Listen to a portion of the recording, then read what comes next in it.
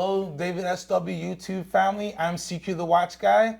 I'm Michael. And we have some exciting news for you. We are going to Geneva for the Watches and Wonders Watch Fair, and we are super excited. Yeah, so today we're going to go over some predictions, what we think will come out from Patek. We're going to do some other prediction videos coming soon as well, so watch out for that. We're going to go over almost every brand. But today we're going to focus on Patek and a bit of our wish list of hopes and dreams that we hope to see while we're there. We'll be there for about a week in April at the conference, and we're so excited. So let's get started with Patek predictions. So CQ, what do you think Patek is going to come out with? Yeah, it's going to be an interesting year for Patek. They already discontinued a lot of stuff this year, so I think they're really aiming up to really shoot some things in the rafters. I think it's going to be a really exciting year. I think we're going to see the 5811 in steel is my big prediction. Right now, it's only available in a precious metal. I think it's time to usher in the new generation of Nautilus in a steel format. We saw the 5712 be kind of relegated just to the steel format this year as well. So I wouldn't be surprised if maybe we saw a 5812 in some type of precious metal. 5712 is my personal favorite Nautilus, so I'm interested to see what they do in that formulation. It's Patek, so they might not do anything, right? They might just say, let's just forget the knowledge for now. If it ain't broke, don't fix it. Exactly, and not much is broke over at Patek, right? Yeah. Looking away from the sports watches from the Nautilus side, I do think on the complications, I could see something happening on the annual calendar side. Annual calendar collection for Patek is, I don't want to say, it's been stagnant for a little bit, right? In terms of like a completely new look or new aesthetic or new complication. So I could see them, doing something new there. It's important, in my opinion, for them to have a fresh annual calendar because they kind of invented the annual calendar in the late 90s. So I could see something interesting happening there. And I could see, I don't know, maybe like another entry-level Calatrava. We saw the 6007 Gs came out last year that were fun, they were young. We had some colors there that were really cool and it did good. The 6119 G, so many numbers. They're doing well too, and I think it's always good for Patek to have a good selection of pieces that you can start your Patek collecting journey with, right? Because with Patek, it's all about collecting the brand, and you got to start somewhere, right? So it's always good to have a good lineup of pieces where you can start your journey with, Yeah, I think people would be encouraged if they could go into a Patek boutique and feel like they, not just seeing empty showcases, but are able to work up to, you're obviously not going to go in and get a Nautilus, but there's a path forward. Maybe you can, one of these days. But there's a path forward. There's a roadmap of your collecting journey inside Patek, and that'd be really great to see in an expanded lineup. Obviously, they have a super strong brand identity, so they're probably not going to stray too far. We got those carbon fiber racing Calatravas last year. Those were cool. That's probably about as far as Patek, I think, will venture. So I'm excited. I don't expect something too crazy, but some more complicated Nautilus and expanded Nautilus lineup would be great because those obviously are going to sell no matter what, and they're always beautiful. One of my favorite looks. So let's go right into the wish list as well. So this is kind of just hopes. We're not expecting. We're not, going to be crushed if it doesn't happen. But man, would we be excited if it did. So my first one is a smaller Octo Finissimo. Obviously, the movement itself is already large. It would be difficult to shrink it down. But for wrist size, for people with my kind of wrist size on the smaller end, it's almost impossible to wear the Bulgari Octo because it's so large. But it is such an amazing watch, and it is a modern icon. So I would love to have a version, even if it's not completely 100% true to the DNA, something that people with smaller wrists can wear. I was thinking about this when we were having this in pre-production, and you mentioned that. That would be such an interesting thought if they made like a 37 mm or even a 36 Octo Finissimo. Like, maybe smaller wrist people, maybe some ladies could wear it.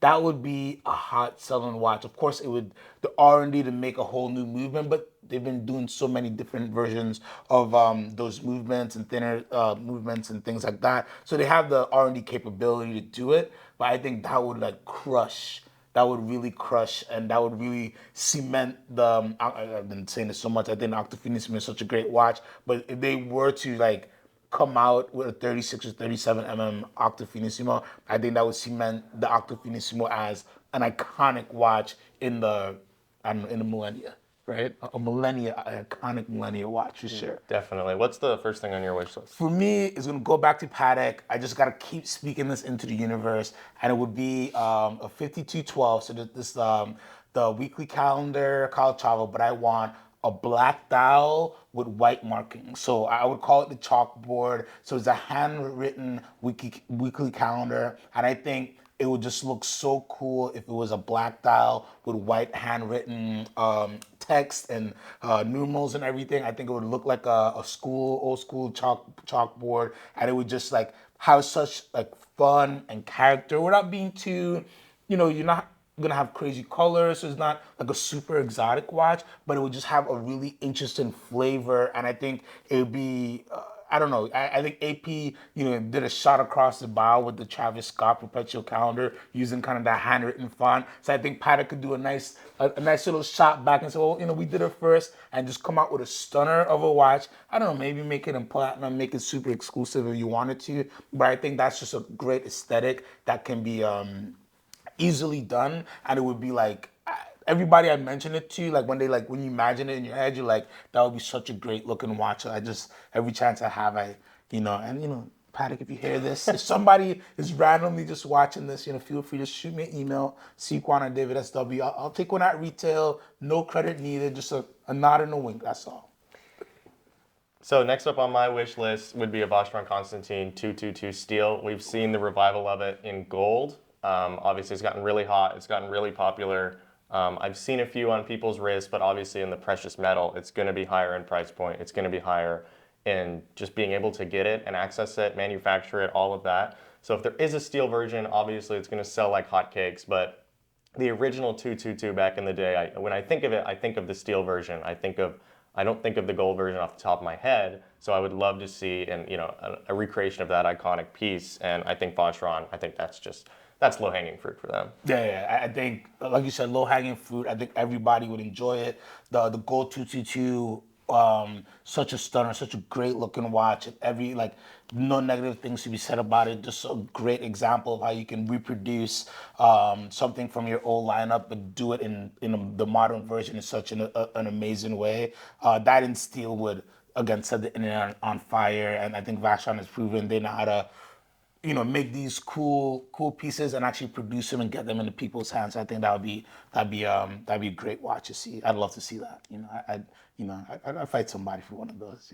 Do you have another prediction? No more predictions, but there's tons of watches, brands that I'd love to see what they come out with. Yeah. I want to see what Vacheron has to do. I'd love to see what Cartier is going to release, because in my mind, I don't know what they'd come up with, but I know it's going to be some heat. They've been on such a great run in the past few years, so I'm very excited to see what they're going to do. Arnold & Son, they just came out with the Longitude, so I'm excited to touch those pieces. That's a great thing about this fair. All these watches are going to be in one place, so all these new watches that are kind of coming up before the show, we're going to actually get our hands on. So excited that. Louis Vuitton, I'm a big fan of Louis Vuitton. A very smaller niche brand, but they do a lot of cool pieces, and they've been doing a lot of sport watches as well. So I'm excited to see them. And Moser, of course, I've been hearing a lot of rumors that they're cooking up some special things. So I think they're going to drop something during leading up to F1, which is after Watches and Wonders, but I heard during Watches and Wonders they have a few special things as well. So I'm excited for that. But I'm just excited for the whole show. I think it's going to be a very strong year. During the pandemic, I think a lot of brands held back some very cool pieces, and I think this is going to be a year they're unleashing some amazing pieces on the public. So I'm excited. Yeah, we're super excited. Make sure to follow our YouTube. All of our social channels will be posting to YouTube, Instagram, TikTok. We'll be posting daily updates, new releases, maybe some interviews, anything that we can get our hands on. You will see it first and foremost at DavidSW YouTube, DavidSW Instagram, and DavidSW TikTok. So thank you so much for watching, and look out for our next video, which will be our Rolex and Tudor predictions. So watch out for that one, and thank you so much for watching.